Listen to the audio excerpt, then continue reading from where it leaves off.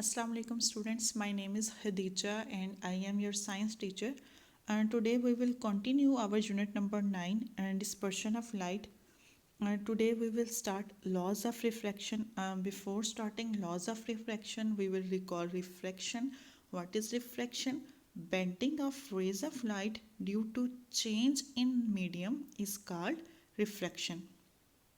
What does change in medium means? It means that when ray of light enter from a rare medium that can be vacuum to a denser medium that can be glass, it bends. That is called reflection. As nature has determined the rules or laws of reflection, it has also determined the laws of refraction. These are the rules according to which reflection of light takes place. There are basically two laws of reflection, and today we will discuss both of them. First law of refraction. According to first law of refraction, the incident ray, the refracted ray, and the normal all lie on the same plane. Look at this picture.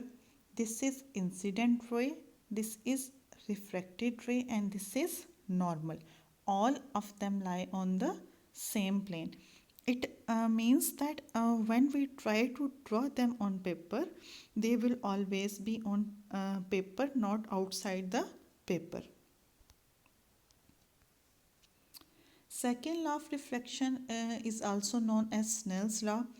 According to second law of reflection, for two particular media that can be air and glass, the ratio of the sine of angle of incidence to the sine of angle of refraction remains constant. Look at this picture.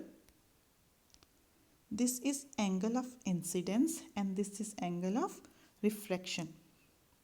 According to second law of reflection, the ratio of the sine of angle of incidence to the sine of angle of refraction remains constant. Now we will discuss about refractive index. As we have discussed before, that light bends when it moves from a rare medium to a denser medium. Why does it happens? It happens because in denser medium the speed of light reduces slightly. That's why the light bends when it enters from a rare medium to a denser medium. Look at this picture. This is a ray of light and this is a rare medium, that is air. When it will enter from a rare medium to a denser medium, that is glass, it will bend.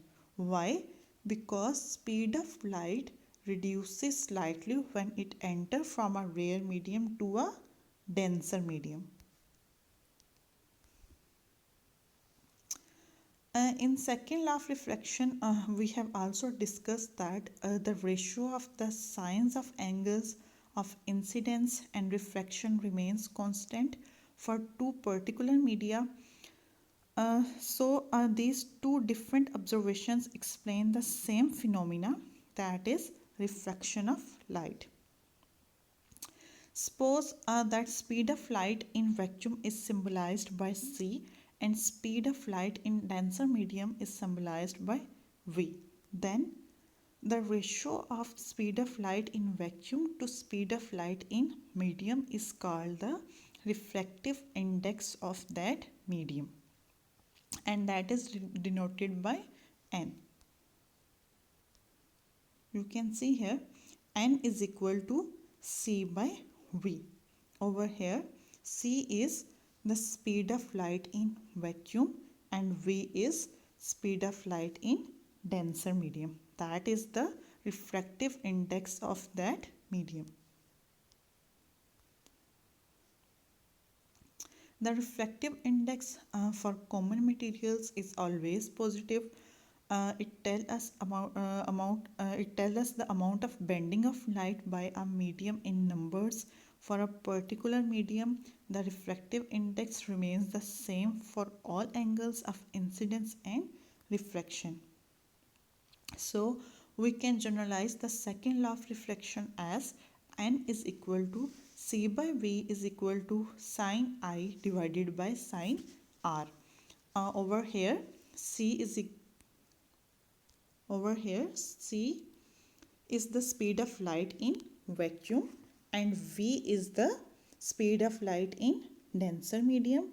Sine I is the sine of angle of incidence and sine r is the sine of angle of refraction.